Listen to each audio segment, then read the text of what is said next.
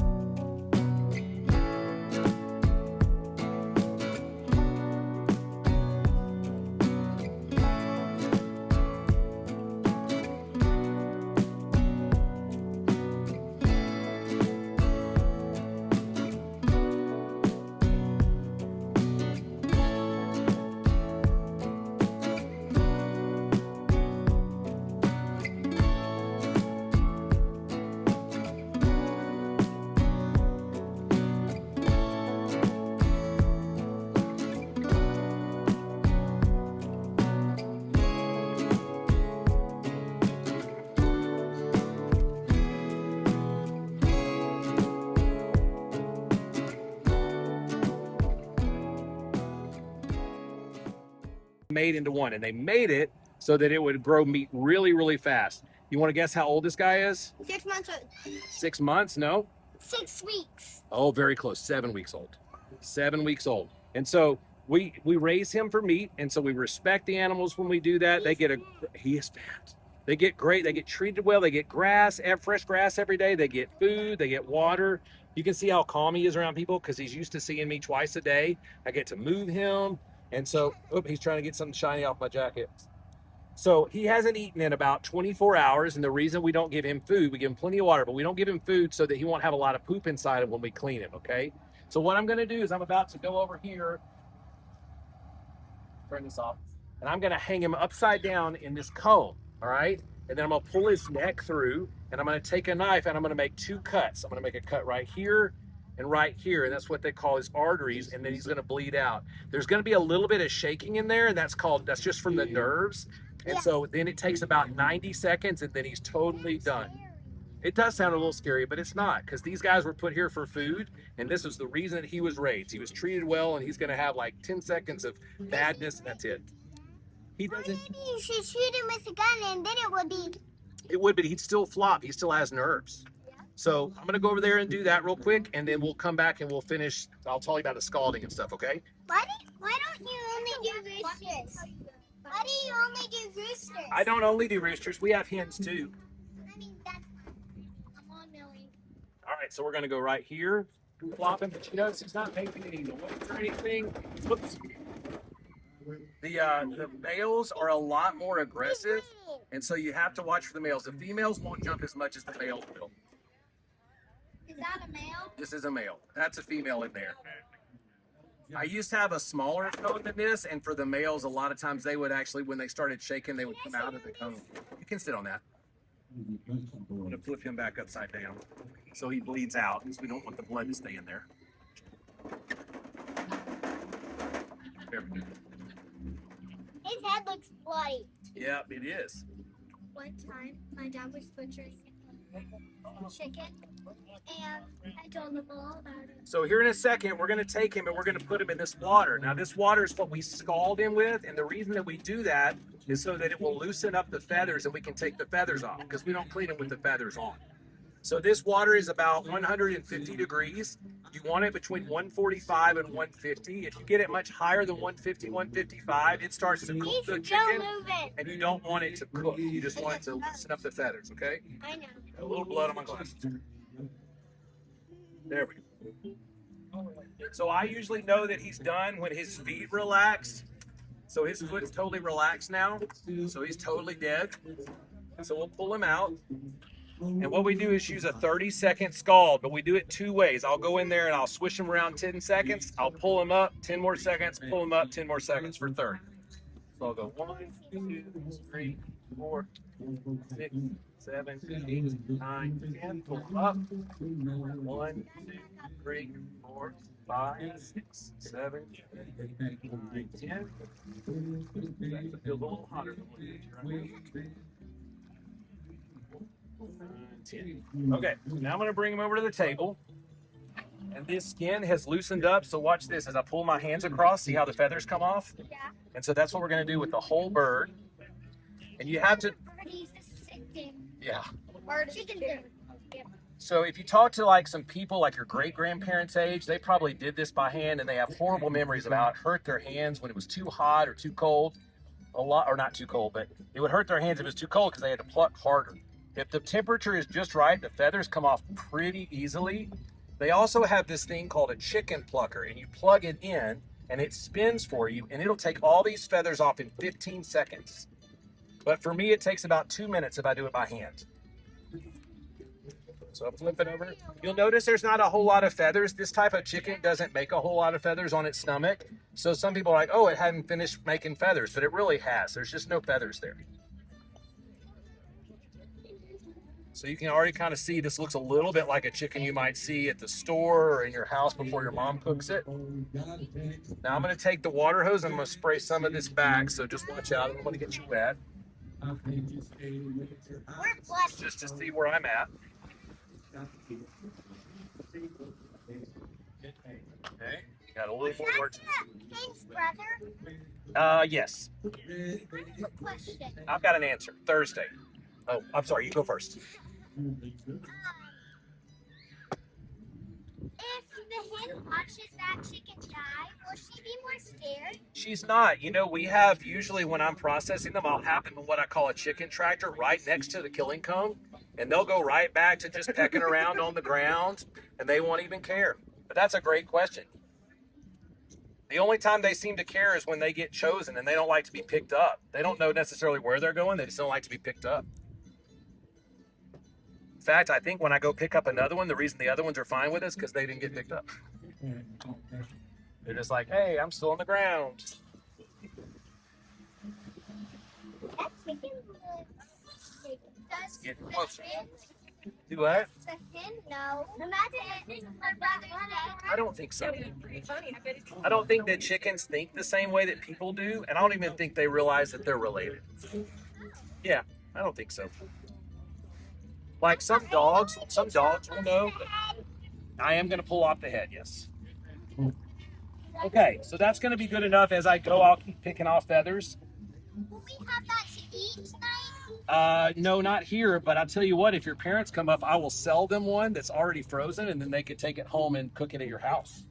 So the first thing that I do is I go and I pull the head off. Do you like that little marketing right in the middle of that? Yeah, that was great. That was great. I liked how I did that. I've got your logo in the background the whole time, so. All right, so we've got several knives we can use. So after I pull off the head, the first thing I do is cut off the feet. So as I bend the foot, there's a little valley that's right in here. And I go ahead and I get my knife right in that valley. And if I hit it right, it comes right off. Now, believe it or not, there are people that want to buy these feet. Do you know why they buy the feet? A lucky charm.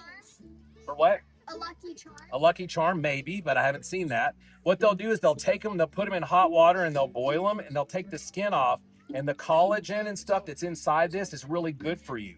Like my wife will sometimes make this, put it in a jar and keep it in the fridge and then just take sips of it just for the nutrients that are in there. Today, we're not going to keep these, so we'll toss those. Then what I'm going to do is I'm going to come to the front and I'm going to pull a little bit of skin and I'm going to make an opening because I'm trying to get this little thing called the crop. That's where all their food goes first before it goes to their stomach. It looks like... So it's kind of like a conjugaling? Maybe. It's like a first stomach, maybe. Oh. Yeah, where it can process. So I accidentally cut into this one, but this is this little bag right here. It's attached to the meat and it's attached to the skin. So what I do is I get my thumb and my finger and I peel it off. It's really slick, but I peel it away from the meat and the skin. And then I grab the two pipes, the windpipe where it gets air and what my boys call the food pipe where it gets food. Trachea and the esophagus are more technical terms. Okay, so I've got those separated and we're going to pull those out the back here in a second. Now I'm going to go to this side and I'm going to make another hole so I can put my hand in here. All right, so you can see in there, it's kind of gross, huh? So I'm going to reach in there, I'm going to pull out, I'm going to show you some of the parts of the chicken that people keep and eat. So you can see right now, there's the crop that came out the front, or came out the back from the front. I'm going to put this to the side. I'm going to pull all the intestines to one side. I'm going to make a cut right here by the vent. Is there a glue like the fish? Like a fish? No, not like from a fish. Yeah, good question though. And then I'll do the same thing on the other side. I have a question. I've got an I know answer. which one's the organs. Okay, so let's go through some of them, all right? I know which one's the organ. Tell me, That one. what is that organ called? The heart? No, The close. lungs? This is the liver. And so this little green thing right here is called the gallbladder. And you don't want to bust that because it's like that. I'll break one open and show you, but I'm going to pull it away first. Okay, so there's the liver. A lot of people eat these. We feed these to our chickens. They love them. And so we'll keep that in the bucket for right now. This thing called the gallbladder, let me go over here and show you because it's kind of cool, but kind of nasty. So inside here is this green substance. See that? It's actually green. Yeah, it's actually green. If that got on the meat or if it got in some place you were going to eat, it would make it really bitter. Some old people will use a phrase like bitter like gall. You may have heard somebody say that, and that's why, because it came from the gallbladder. So you'll know you hit it because of that. So I'm going to rinse it off here and get it off my table. Use that for dye? You know what? That's a question I don't know the answer to. Got a little gallbladder juice on there. It's really what all the kids at school are doing now, so you're ahead of the game. Good for you. Also inside here are the kidneys. There's one kidney. The other one must still be in there. The rest of this stuff, some people will eat the gizzard. Gizzards take way too much time, in my opinion, to clean to be worth it, but some people love them. All right. Also inside left are the heart. Somebody mentioned that a second ago. So we're going to reach in there. We're going to grab it, and I'll show you what it looks like. So there's the heart. And people eat that. That you draw. It does, yeah, because it's like this, and this is more like a people heart or a pig heart. Okay, next we're going to get the lungs out of here. Now the lungs are way back in here, and this tool is called a lung scraper. You don't have to have one, but I like to use it. And I reach back here and I go where the lungs are, and I make usually 2 scrapes to get it all out. There's one. And there's 2. So those are the 2 lungs. Those are really good for nothing. Even if I left it in there and you cooked it, it would just disintegrate, so it doesn't really matter. One of the pipes is left, just pull it off. Now I'm going to rinse off the inside and the outside. If I was just going to sell this as a whole chicken or use it for our house, this would be all I would do to it, except take it inside, rinse it off again, put it in a bag, and put it in the freezer. But otherwise, this would be pretty much done. I'll get the last little pin feathers and stuff off. But we're going to go a step further. We're going to show you how to cut this up into parts. One of the things that what? You cut the wings off and the legs, and then you cut the body in half, and then you stretch up. I don't even know why I'm up here. You should be doing this. You're so good. All right, one of the things that I didn't do earlier that I didn't show you was there's an oil sac back here that most people will cut off for the whole chickens, and I knew I was going to cut this one up, so I didn't. Does anybody know what the oil sac's used for? It is for the feathers. So if you ever watch a bird clean itself, it'll reach back and it'll pinch with its beak this little oil sac, and it'll run it through its feathers, and it helps keep it more waterproof. So I'm going to go through. I'm going to cut this off really easily. You can leave it on there. I know people that say it doesn't make a difference. I just cut it off to make it. Okay. It's cool if you put it in water because you can see it shimmer and you know it's oily. All right. So what we're going to do is we're going to cut out the spine next. And we're going to take these poultry shears. I thought that was to cut instead of. No, we just do that by hand. It's pretty easy. We're going to go right down one side of the spine here, and we're cutting through this backbone, some cartilage, and then the ribs.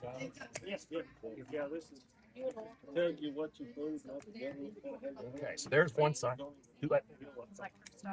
So we will save the spine. Actually, we sell spines too. I didn't bring any with me, but we sell some for that purpose for stock. The spines you can do 2 or 3, in a bag, and it makes a really good stock. That brings the head. Yeah, it does take the neck for sure. So now you've got more access to the inside of the bird, so it's real easy for you to go in there and clean it out a little bit more. Some of it you can clean up as you cut, but we'll just go ahead and do it right now. There was one of the kidneys that got left in there.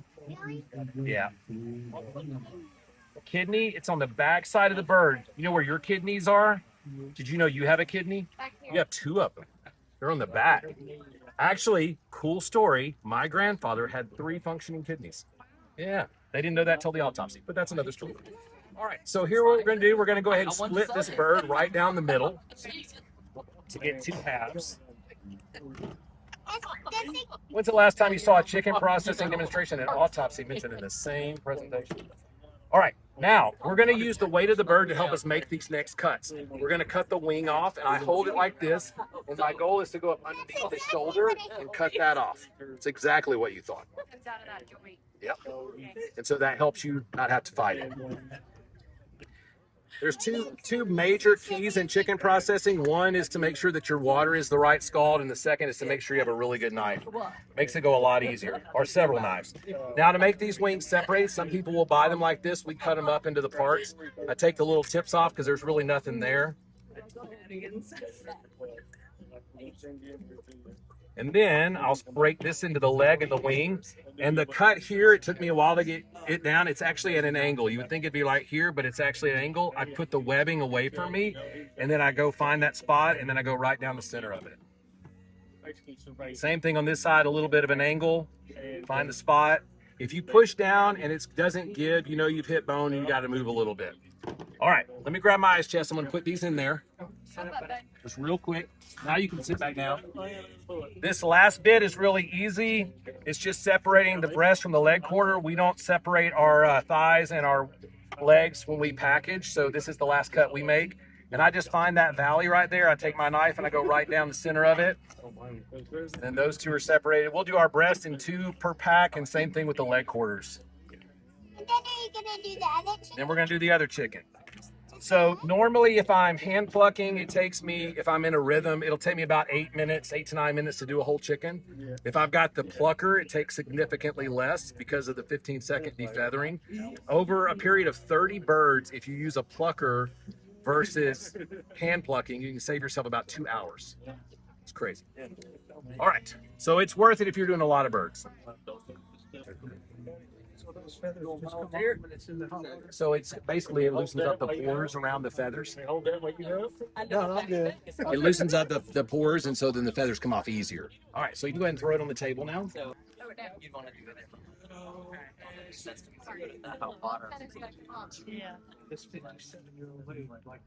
Yeah, I don't think she would actually. Okay, well if she wants to pluck feathers, I ain't gonna tell her she can't. Something. Man. Hey, Man with the bucket hat, dude, you've been volunteered to pluck. All right, so we're just pulling feathers off. free labor. Yeah. A little kid. I am. Hey, it's never too late, right? That's right. 57 years old and finally got it. I love it. I started in my 50s. Well, I take that back. Late 50s. Into the 50s now. Where did you get your chicken shears? I'm doing it myself. Amazon. Okay. Yeah, just look up poultry shears. Yeah. Thank you. You're welcome. They actually, Look at that. I didn't talk about my knife. Yeah, the poultry shears are key. I've heard that you can use a bread knife to do that with. I tried it once. I didn't like it. I've been using nothing but knives and I'm like, there's got to be an easier way. And I'm watching with those shears going, and I'm like, oh, I'm sold. Yeah, it's the Sold. easy way to go for sure. One of the things while they're plucking still is that as you put it in, you really want to make sure that all the feathers and probably even half that feet are getting in there, because as you can imagine, especially if your flame is on, it's going to be hotter near the bottom. So you also have to be careful that I never try to dunk while the flame's on so that it doesn't start to cook the breast meat, because that's what's going down first. But you want that water as high up on those feet as you can get them so the feathers come off easy. And you can see, like, for a family that did it back in the day, I mean, this was a team effort. You know, you've got your killers, your scalders, your pluckers, and it takes a whole village to make this happen for a lot of birds. If you're doing, 5, 6 at a time, it's not that crazy.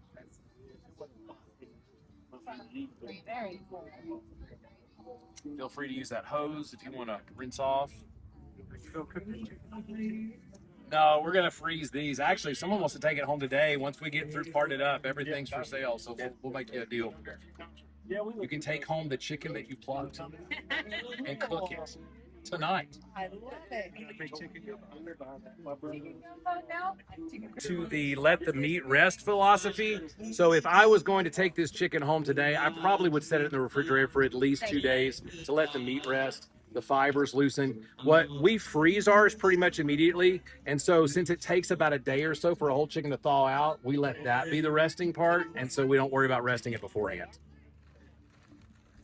So if you ever use a knife, what you can do is you can flip it over and you look for this little valley that's right in between there and cut down on that. So I'm gonna move my hand out of the way like you hold it. And there's a joint in there. See how it went right through it? Look at that. All right, we're gonna do the other side, do the same thing on that side. You wanna do the feet? Oh, I got it. Let him do it 1 foot. Let me go.